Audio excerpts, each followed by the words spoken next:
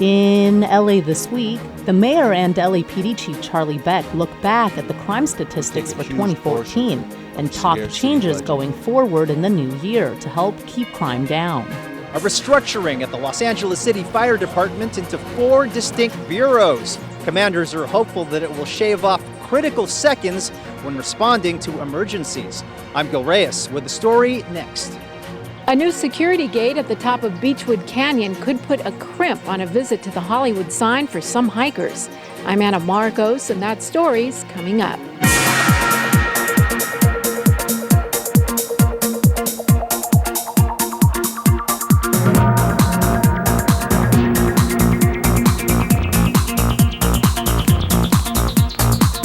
Hello and welcome to LA This Week. Thanks for joining us. I'm Ellen Chang.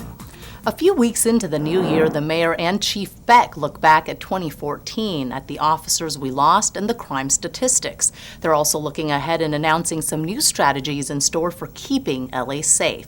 Yana Kay reports. Chris Cortijo, Nick Lee, and Roberto Sanchez. I'd like to start by remembering them. 3 amazing men with incredible families. They embodied the very best of this department. Los Angeles Mayor Eric Garcetti began his annual end-of-year conference by first recognizing 3 LAPD officers who gave the ultimate sacrifice in the line of duty in 2014. The mayor then joined LAPD Chief Charlie Beck to talk about crime statistics over the last year. The most apparent headline-grabbing statistic, violent crime rose by 14% in 2014 compared to the year before. There were 260 homicides in 2014, a slight increase from 2013. Look, the headlines tomorrow, violent crime is up. We own that. Just because in other years when it's down, we own it too. But I think the 2 other things that are really important that I hope also make it out there is in context, still, almost the safest that we've been in, a safer year this past year than it was the year before. The mayor said nearly 1/3 of the increase in violent crime came from reports of domestic violence. So even when years go up, some advocates I talk to say that's always good news, or potentially good news, because it means more people are reporting, and the police are taking it more seriously, and it's resulting in prosecutions. In response, the mayor announced the expansion of the city's 10 domestic abuse response teams, or DART, to 21, serving all of the city's community police stations. The mayor's announcement today to expand the DART teams to all 21 areas is a huge step in making this city safer and stopping the cycle of violence. The teams are made up of trained civilians and service providers who work with the LAPD in responding to abuse calls. It's an issue city leaders want to bring out in the open. The mayor and the chief also announced that overall crime was down last year. The 12th consecutive year overall crime has declined. The numbers are still at levels not seen since 1957. The goals for 2015?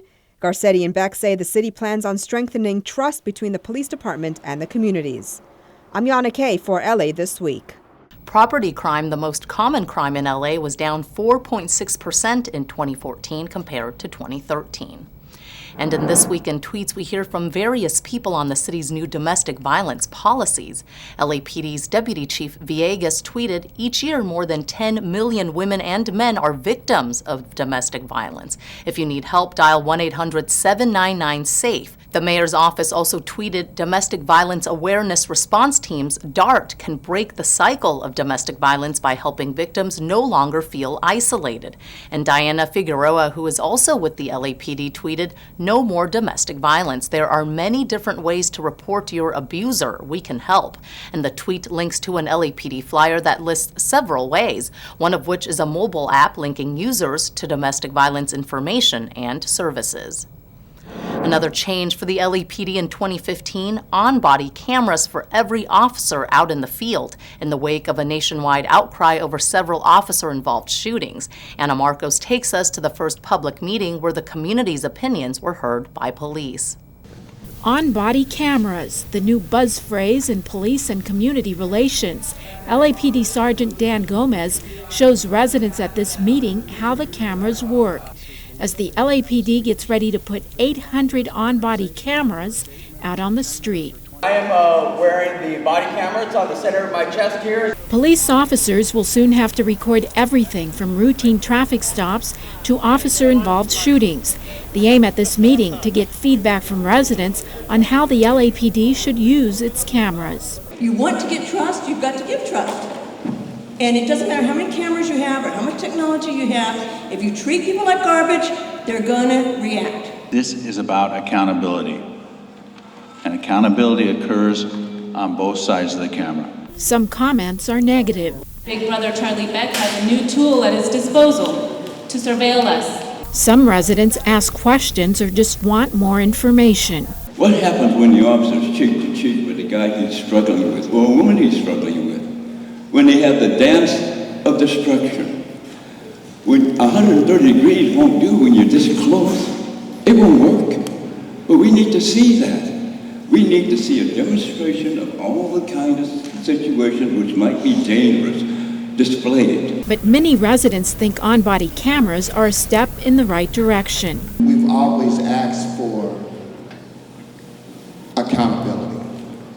And thank you, Chief Beck, you listened.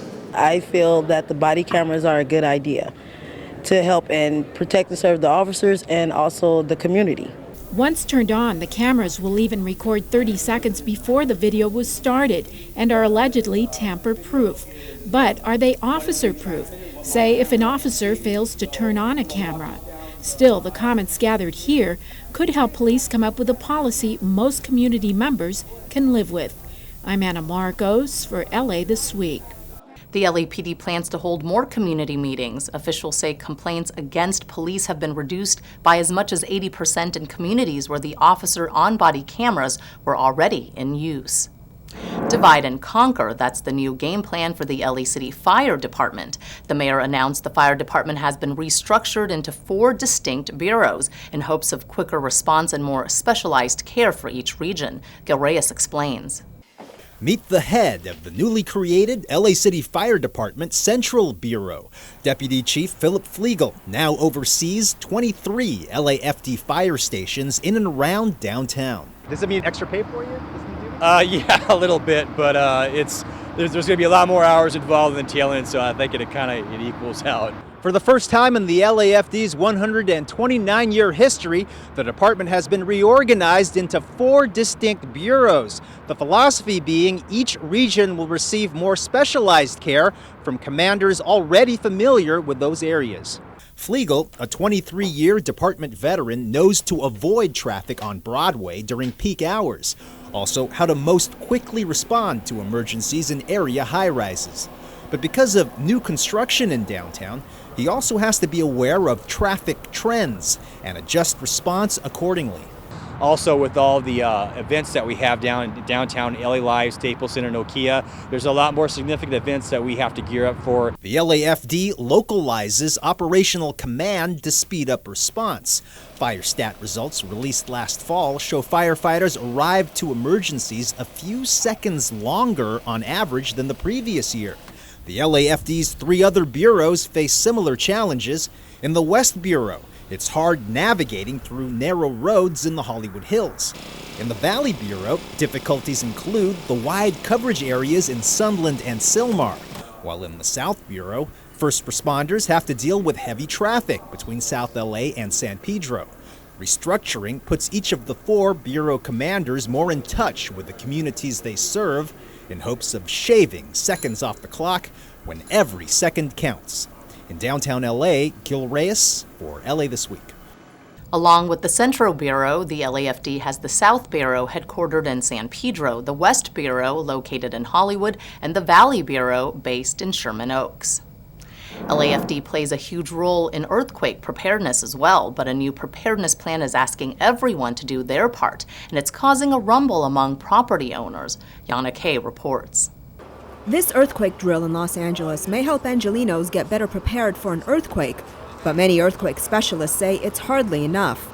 Seismic advisor Lucy Jones, who wrote Mayor Eric Garcetti's Resilience by Design Earthquake Preparedness Plan, officially presented the plan to City Council. The plan outlines strategies to help the city's older structures withstand the big one. It's going to greatly increase the likelihood that the building is going to be up and functioning and rentable and inhabitable. The proposal, which also looks at improving telecommunications and water systems, includes a mandatory requirement for building owners to retrofit wood-framed and concrete structures. These are the deadliest buildings. These are the ones that when they do collapse, we're talking about concrete coming down on people. But many apartment building homeowners say that while they agree that the buildings need to be retrofitted, they also say that they can't afford the cost. Please provide the money. Put it on the table before you pass this kind of an ordinance. Where is the money going to come from? If you're willing to pay for this retrofitting, I'm all for it.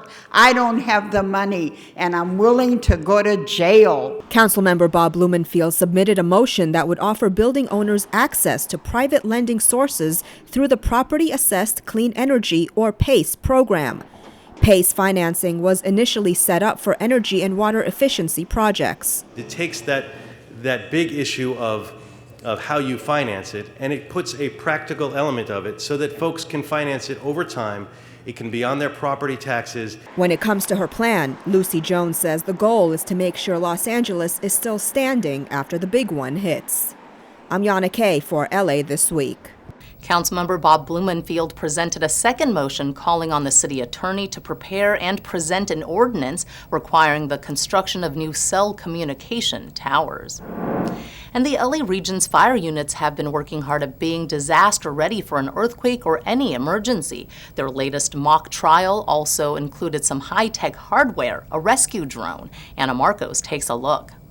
You're seeing the aftermath of a catastrophic disaster. A 7.2 earthquake has hit an area that includes homes and a plant from which chemicals are leaking. Cars are overturned and fires are raging. But none of this is real. This is a simulated disaster at the Santa Fe Springs Regional Training Center. 13 agencies, including the LA Fire Department, are testing their disaster readiness and, oh yes, their new surveillance and rescue drone. People would think that the word drone is armed with weapons, but the ones that are being used here today is simply just a means to get a camera higher and give the ground units an aerial perspective, which helicopters cannot do currently.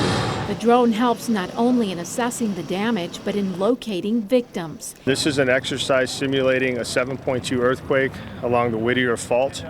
And the scenario involves a red flag alert, which translates to several resources being out of their jurisdictions and the need for multiple agencies. Santa Fe Springs Fire Department Division Chief Michael Ewell heads up the command center.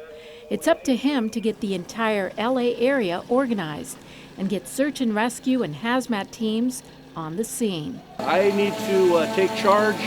I've called for resources. As for the drone, it touches down after its virgin voyage, locating victims for LA County fire units.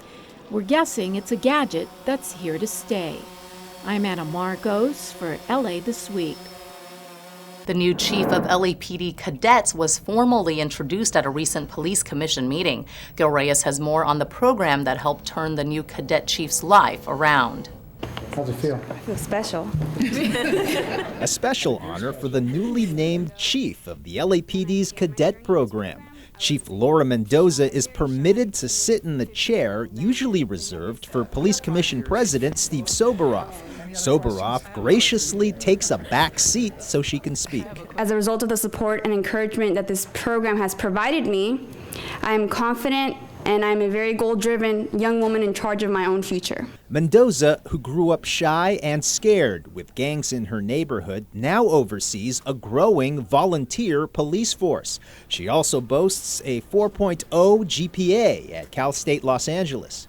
She credits the LAPD cadet program.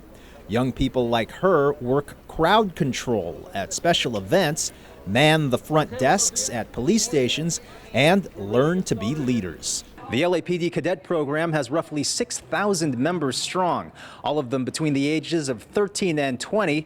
Part of the recipe for successful community policing that officials say has brought crime down to historic lows in the city of Los Angeles. I have seen firsthand how this community involvement helps build the trust in our communities.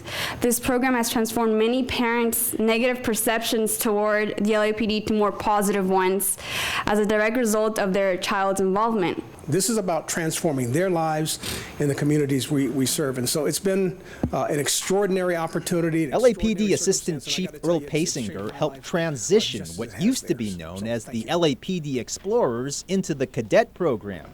The main difference now, young people don't have to pursue careers in law enforcement to participate.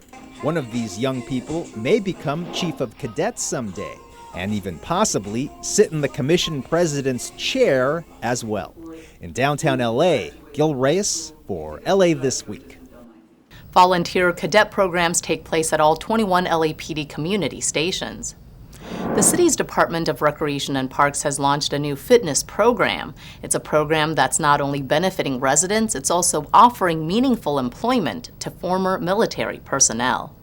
The LA Department of Recreation and Parks announced a partnership with Coca-Cola called Troops for Fitness at a recent ceremony at the Sylmar Recreation Center. As part of a 3-year grant, the Coca-Cola Troops for Fitness program will offer workshops and classes to young kids and adults instructed by veterans at a select number of recreation and parks facilities. Where former military, now veterans, will be helping the community learn yoga, learn conditioning, learn strength building, do different types of classes led by real professionals, people who know what it is to be fit, and the goal is to make Los Angeles healthier. Veterans will also lead exercise programs including boot camps, golf clinics, running groups, swim classes, and hiking workouts, just to name a few. The initial grant for this program is nearly $200,000. The program will begin at Penmar Rec Center, South Los Angeles Sports Activity Center, Shadow Ranch, and Lincoln Park Rec Center. This program is wonderful because it means additional funding to provide services at the parks for children, and then also a way to employ veterans. Los Angeles joins Detroit, Honolulu, Boston, Atlanta, Miami, Newark, and Sacramento as the 8th major U.S. metropolitan area to implement Coca-Cola Troops for Fitness. Additional centers will be added as more veterans are hired to lead participants in fitness programs. The Hollywood sign is a huge draw for tourists in Tinseltown, but the view, at least from one vantage point in Beachwood Canyon, just became more limited as city leaders work to reduce traffic in the area. Anna Marcos takes a hike and brings us this report. Beachwood Canyon visitors hoping to get an up-close look at the Hollywood sign will come up against a new roadblock. If the security guard doesn't stop you, then the security gate and no access sign will. I'd seen the sign says no access, but he said you can go up, you can walk, but we're just trying to discourage the traffic. People would go in and smoke and joke, drink beer, and kind of do bad things. Well, now there's a secure gate there. For the last 5 years, the internet and mobile apps only made the problem worse, crowding cars and visitors into the narrow streets of these neighborhoods. The new electronic security gate makes it more difficult for visitors because now they have to hike a longer way just to see the sign. Still, we didn't see much discouragement along the trail. We walked all the way up to the Hollywood sign, like right above it, and there was a fence so you can't really touch it or anything like that. And so worth it. The view was incredible, and it was definitely worth it. Are you sure you can hike all the way up to the sign? Yes. You're not going to get tired? No. Probably, but we'll keep on going. Do you think that gate will discourage more people? I think so, because I saw a lot of cars turning around. We did see a lot of this and this. Cars stopping, cars turning around. In other words, cars creating a traffic mess. Exactly what the $200,000 gate is meant to discourage, but most residents are giving it a positive spin. Well, it has been very needed because, as he said, very often there is no one stopping at the stop signs. They just barrel right on through. Speed has been a problem. You know, I have a little granddaughter out here that I worry about. There does seem to be a lot of traffic, so I don't know if it's a good thing or a bad thing. There hasn't been enough time. The bottom line is you can park and walk through the gate, which just means a longer walk to the sign, but only on weekdays. On weekends, you can't park here at all.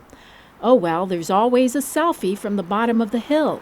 At least you can say you visited the Hollywood sign. I'm Anna Marcos for LA This Week. The gate will be open to hikers from 5 a.m. to sunset, but there is a parking ban in the area on weekends and holidays. The city is working on continuing a paid weekend shuttle service to the Hollywood sign from Griffith Park that was launched last year. Aviation officials investigate a small airplane crash in the valley that claimed the pilot's life and improvements at 2 local parks. These stories in Citybeat. The FAA and National Transportation Safety Board officials are investigating the fatal crash of a small airplane on January 9th around 1 p.m. near Van Nuys Airport, shortly after takeoff, on the southwest corner of Van Owen Street and Havenhurst Avenue, a busy intersection in the valley. Los Angeles Fire Department officials say the crash killed the pilot, 47-year-old Alberto Enrique Baer, a professor at Arizona State University who had worked for nearly 2 decades at the Jet Propulsion Laboratory in Pasadena. No one else was aboard the aircraft, a single-engine Landcare 320, and no one on the ground was injured. The runway at Van Nuys Airport was inspected following the crash and declared operational. The Watson and O Street Park at 1303 East O Street in Wilmington now features a new playground park officials say will benefit nearly 6,000 children under the age of 5 who live within just a 2-mile radius of the park.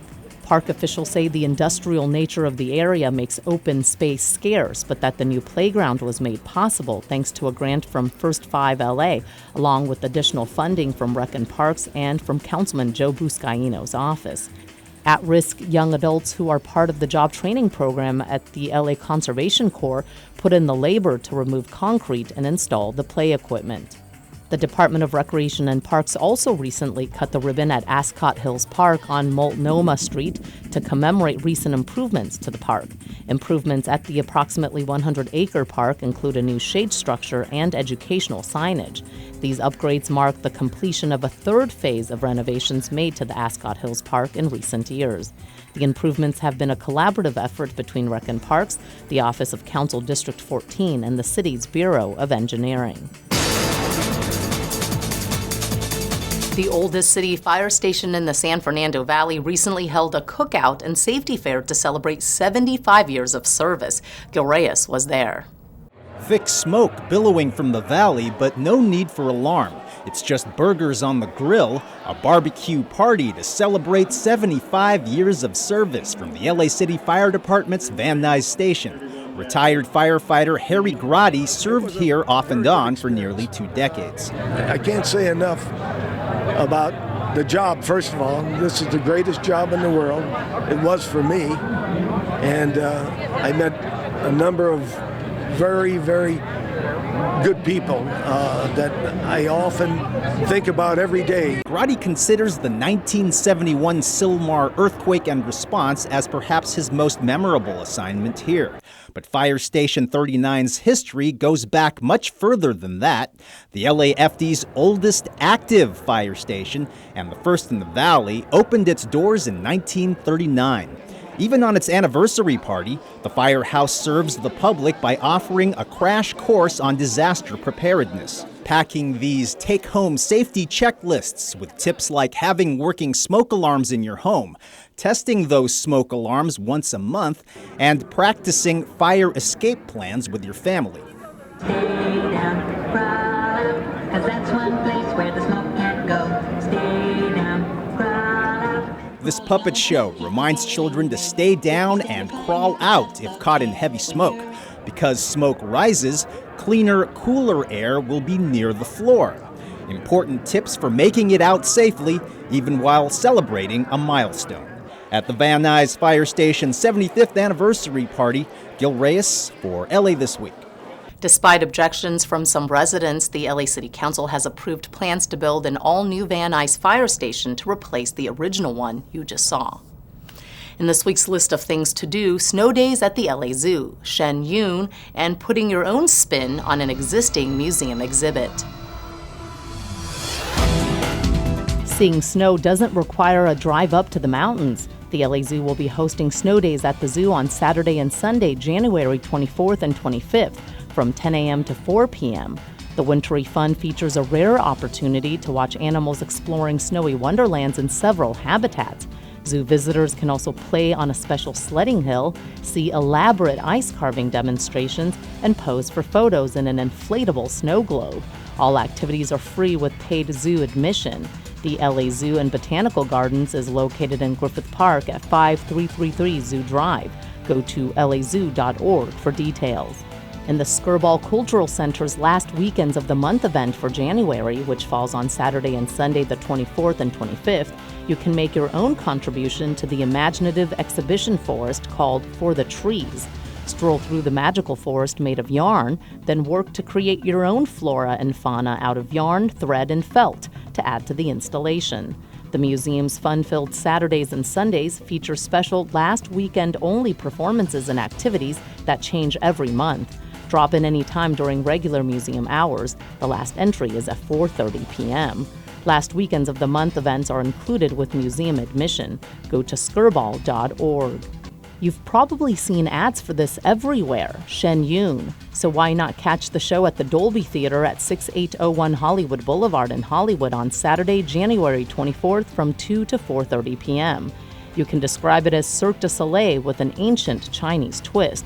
Shen Yun takes you on an extraordinary journey to the lost land of the ancient Middle Kingdom, where audiences experience classical Chinese dance, the sound of an orchestra that combines East and West, and stunning animated backdrops and exquisite costumes. Go to shenyun.com/LA for other dates and times during the show's Southern California tour. And that's a look at some upcoming things to do. Volunteers have pulled up their sleeves to breathe life into one of San Pedro's most iconic tourist attractions. Yana Kay reports. David Weir is an airline pilot, but today he's volunteering his time on the ground to help clean and restore the famed battleship Iowa in San Pedro.